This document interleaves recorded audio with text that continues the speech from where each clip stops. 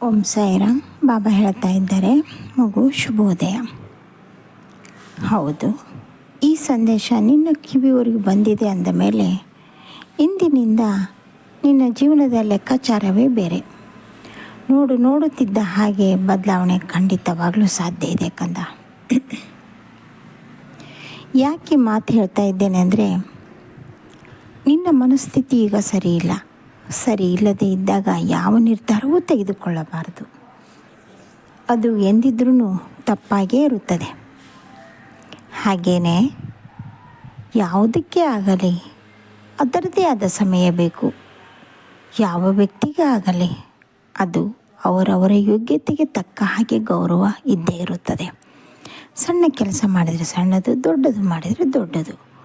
ಆದರೆ ಎಲ್ಲದಕ್ಕೂ ಮುಖ್ಯವಾಗಿ ಆ ಬುದ್ಧಿವಂತಿಕೆ ಅನ್ನೋದಿದೆಯಲ್ಲ, ಆ ಬುದ್ಧಿವಂತಿಕೆ ಆಧಾರದ ಮೇಲೆ ಹೋಗ್ತಾ ಇರೋದು.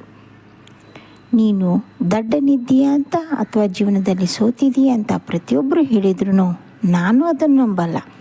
ನಿನ್ನ ಕರ್ಮಫಲದ ಅನುಸಾರವಾಗಿ ನಡೀತಾ ಇದೆ ಹೊರತು ಬೇರೆ ಯಾವುದೂ ಇಲ್ಲ. ಇವಕ್ಕೆಲ್ಲವಕ್ಕೂ ಕಾರಣಕರ್ತ ನಾನೇ. ಈಗಾಗಲೇ ಭಗವದ್ಗೀತೆಯಲ್ಲಿ ಕೃಷ್ಣನ ಸ್ವರೂಪದಲ್ಲಿ ಹೇಳಿಯಾಗಿದೆ.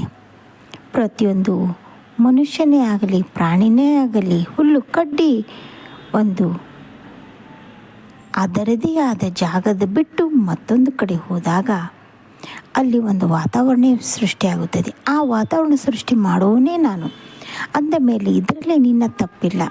ಆದರೆ ಅಹಂಕಾರ ಬರಬಾರದು. ತಪ್ಪು ಆಗಿದೆ ಅಂದ ಮೇಲೆ ಅದನ್ನು ಸರಿಯಾಗಿ ಯೋಚನೆಬದ್ಧವಾಗಿ ತಿದ್ದು ನಡೆದುಕೊಳ್ಳುವಂಥ ಶಕ್ತಿ ನಿನ್ನಲ್ಲಿ ಒಂದು ಬುದ್ಧಿವಂತಿಕೆ ಇದೆ. ಅದು ಸರಿನೋ ತಪ್ಪು ಅಂತ ಹೇಳುವಂಥ ಶಕ್ತಿಯೂ ಇದೆ. ಆ ಶಕ್ತಿ ಎಷ್ಟು ಮಟ್ಟಿಗಿದೆ ಎಂಬುದು ನಿನಗೆ ಗೊತ್ತಾಗುತ್ತದೆ. ಚಿಂತೆ ಮಾಡುವಂಥ ಅವಶ್ಯಕತೆ ಇಲ್ಲ. ಎಲ್ಲದಕ್ಕೂ ಅದರದೇ ಆದ ಸಮಯ ಬರಬೇಕು. ಸಮಯ ಬಂದಾಗ ಎಲ್ಲವೂ ಸರಿ ಹೋಗುತ್ತದೆ. ಯೋಚನೆ ಮಾಡುವಂಥ ಅಗತ್ಯ ಇಲ್ಲ. ಪ್ರತಿಯೊಂದು ಹೆಜ್ಜೆಯಲ್ಲೂ ನಾನಿದ್ದೇನೆ. ಈಗ ನೋಡು, ಮುಂಬರುವ ದಿನಗಳಲ್ಲಿ ಅದ್ಭುತವಾದ ಫಲಗಳು ನಿನಗಾಗಿ ಕಾಯ್ತವೆ. ಮಗನ ವಿಷಯವಾಗಿ ಇಷ್ಟೊಂದು ಚಿಂತೆ ಮಾಡಬೇಡ. ಸದ್ಯದರಲ್ಲೇ ಕಲ್ಯಾಣವಾಗುತ್ತದೆ. ಹಾಗೆ ಮಗನ ವಿದ್ಯಾಭ್ಯಾಸ ಏನು ಮಾಡುತ್ತಾನೆ ಬಾಬಾ? ಇಲ್ಲ, ಅವನು ಸರಿಯಾದ ದಾರಿಯಲ್ಲೇ ಇದ್ದಾನೆ. ಎಲ್ಲ ಒಳ್ಳೆಯದೇ ಆಗುತ್ತದೆ. ಆದರೆ ಅವನಿಗೆ ಪಿ ಅಕ್ಷರ ಇರುವಂಥ ಒಬ್ಬ ವ್ಯಕ್ತಿಯಿಂದ ತೊಂದರೆ ಖಂಡಿತವಾಗಲೂ ಇದೆ. ಅದು ಅವರ ಸ್ನೇಹಿತರು. ಆ ಸ್ನೇಹಿತರ ಗುಂಪಿನಲ್ಲಿ ಸ್ವಲ್ಪ ಯೋಚನೆ ಮಾಡಿ ಹೋಗೋದಕ್ಕೆ ಹೇಳು. ಹಾಗೆಯೇ ಹೆದರುವಂಥ ಅವಶ್ಯಕತೆ ಇಲ್ಲ. 2-3 ದಿನದಲ್ಲಿ ಎಲ್ಲ ಸಮಸ್ಯೆ ಬಗೆಹರಿದು ನೆಮ್ಮದಿಯಿಂದ ಇರುತ್ತೀಯ.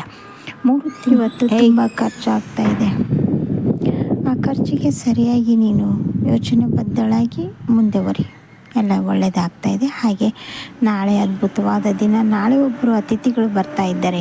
ನಿನ್ನ ಜೀವನವೇ ದಿಕ್ಕನ್ನೇ ಬದಲಾಯಿಸುತ್ತದೆ ಕಂದ. ಹಾಗೆ ಮೈಯೆಲ್ಲ ತುಂಬ ತುರಿಕೆ ಅಂತ ಡಾಕ್ಟ್ರ್ ಹತ್ರ ಹೋಗುವಂಥ ವಿಷಯ ಬೇಡ. ಇದು ಬೇಸಿಗೆ ಕಾಲ ಆಗಿರೋದ್ರಿಂದ ಏನೂ ಆಗೋದಿಲ್ಲ. ಸ್ನಾನಕ್ಕೆ ಸ್ವಲ್ಪ ಅರಿಶಿನ ಹಾಕಿಕೊಂಡು ಸ್ನಾನ ಮಾಡು. ತಂಪಾದ ನೀರು ಕುಡಿ, ಸಾಕು. ಮತ್ತೇನು ಬೇಡ. ಯಾವ ಅನಾರೋಗ್ಯ ಸಮಸ್ಯೆಯೂ ಇಲ್ಲ. ಒಳ್ಳೆಯದೇ ಆಗುತ್ತದೆ. ಶುಭ ದಿನ.